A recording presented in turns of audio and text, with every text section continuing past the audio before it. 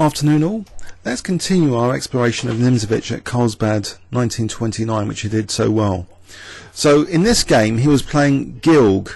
So Gilg played d4 and went for the dreaded pawn triangle formation, ultra solid. So e3, so he's going to have this ultra solid system with maybe bishop d3 and later playing for e4.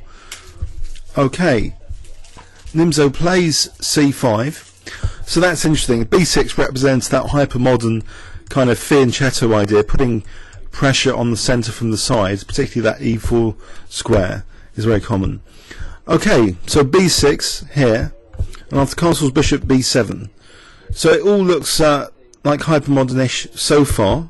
And now knight c6, again delaying a pawn occupation in the centre, but soon he has to play with that idea. Bishop e7. And now white plays a3, which shows that white is preparing for e4, factoring in cd, and knight b4. So he wants to cut out b4 for any knight b4s. But also the move is potentially good for preparing b4 to lock out knight a5 if c4 becomes important, which Nimzo actually highlights as a possibility later in his notes about c4. So he talks about it as actually getting a seat for his knight, which is kind of a nice expression, a comfortable sitting place.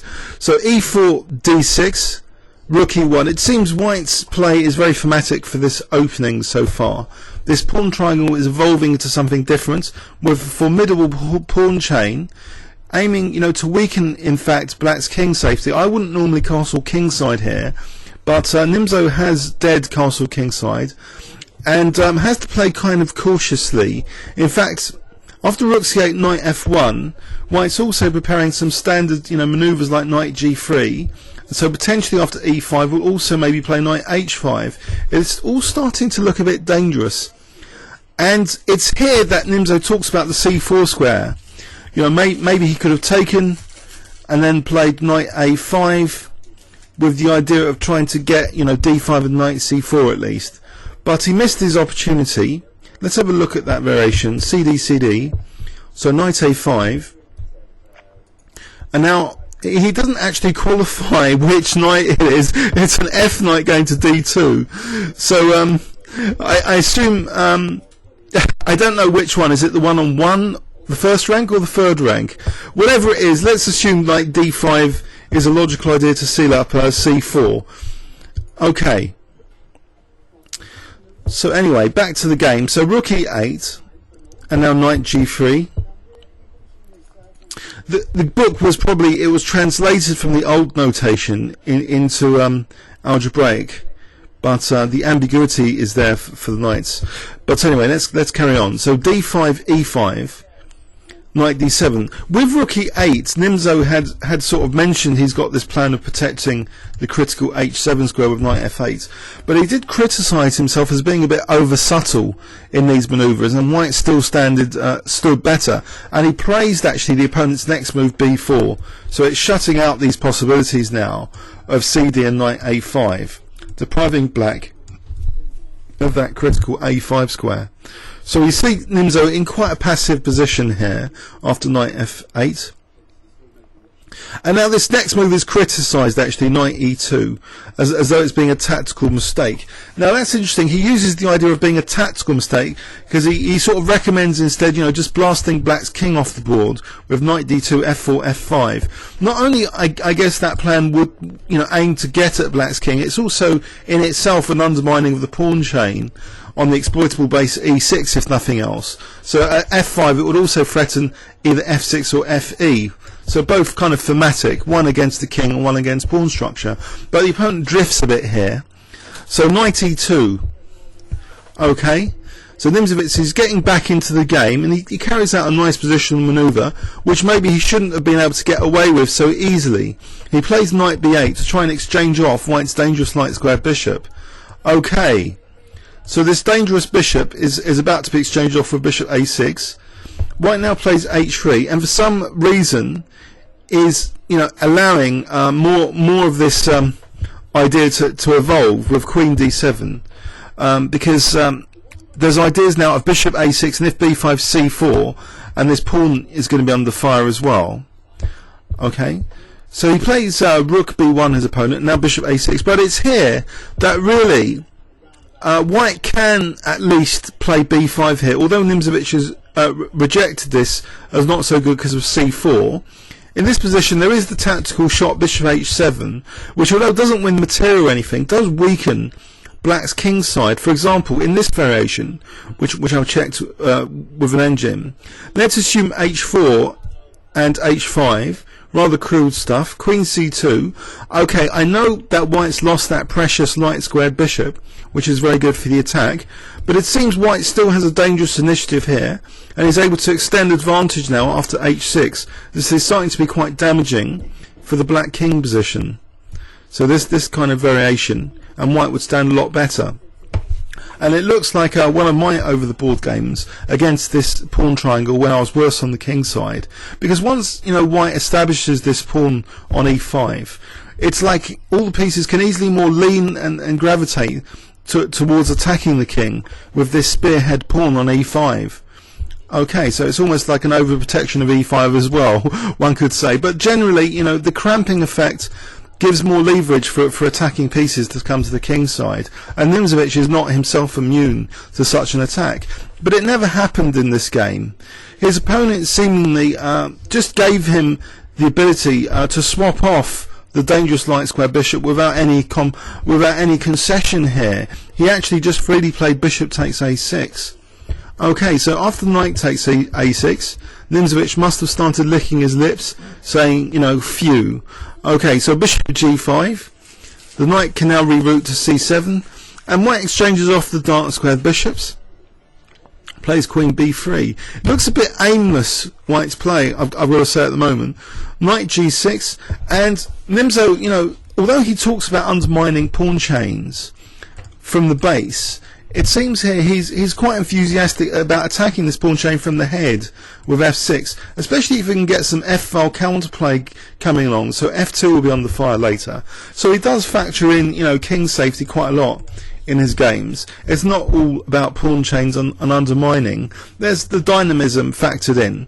But when he talked about f6 and this f-file pressure, he did mention also it would be weakening the e-pawn a bit, and that would make the work on the f-file a bit harder. So anyway, g3, so we see this f6, so undermining the pawn chain from its head. So, okay, this is kind of shocking, maybe, isn't it? This is how a dynamic, modern player would play the position. You're playing into the dynamics of the position. And in this position, e6 is not such a big deal. White isn't fully prepared with his pieces to try and restrain and blockade the e6 pawn and use e5 as a clamping point. In fact, black's semi-open f-file pressure totally outweighs other factors here. So after ef, queen f, black's got pressure, and is going to increase that pressure with simple moves now, like rook f8. So rook f8, and now look how passive white's become. Okay, he has got a little bit of a bind on e5 still, but this is hardly, an instructive game for playing against backward pawn. So Nimzo plays cd. And now he can also use this d5 pawn, and his exchange that he previously made, that dangerous bishop, he's got access to a lot more light squares in the position, and this nice little rerouting move, knight d5, emphasizes that. So that's now possible, no light square bishop to trump it off, so he can reroute via b5 to d6 to e4, put more pressure on f2, and show the dynamic side of Nimzovich. This is Nimzo attacking, using the f-file like a modern French defense player would. This is just playing the position, playing the dynamics. So queen e3, now a rook on the 7, pinning that pawn, more pressure, doesn't mind a rook exchange coming off, because now he's going to carry on with his maneuver, knight d6. So his knights are getting more and more superior and aggressive to white's knights here. Queen d2, and then the knight actually comes back, so he's a bit playing with his opponent a bit. So rook c1, now knight e4 again. Okay, so here Nimzo gives this an exclamation mark move. Okay, I'm not completely sure why. Okay, so queen d8, it does prevent a rook invasion. Maybe also queen d6 might be useful as well for preparing e5. Okay, so white played knight e2, and now knight e7 was played. Okay, so knight e7 maybe coming to f5, which it does in the very next move, so knight f5, and now the queen comes back again to f6. So there's a bit of a cat and mouse maybe in this game, but black's looking more and more aggressive now. So knight d2, again knight d6. Okay, but look at these light squares, they're being probed, and now Nimzo actually plays knight c4. So the exchange of light square bishops has given him very useful squares to torture the opponent with. So e4 and c4. After rook c1, it's clear to Nimzo that the opponent's made a terrible error here, which costs him the game. I wonder, if I give you 10 seconds, can you spot how Nimzo exploited now his f-file pressure against white's king? So the dynamism of the f-file is exposed with this next tactical move from Nimzovich. So I'll give you 10 seconds from here, starting from now.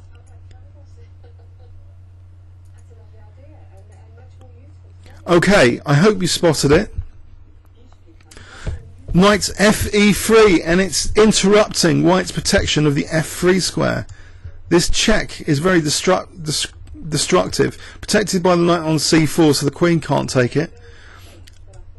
And so if fe queen f3, which is what happens, so queen f3, and now this crushing move, knight takes e3, threatening not just mate but also something terrible as well. If white tries to defend that mate, well, here white resigned, but say he did try and defend with rook g1. If I give you 10 seconds here, can you spot what Nimzo could play now? Well, there's two moves which are a big advantage. So 10 seconds from now.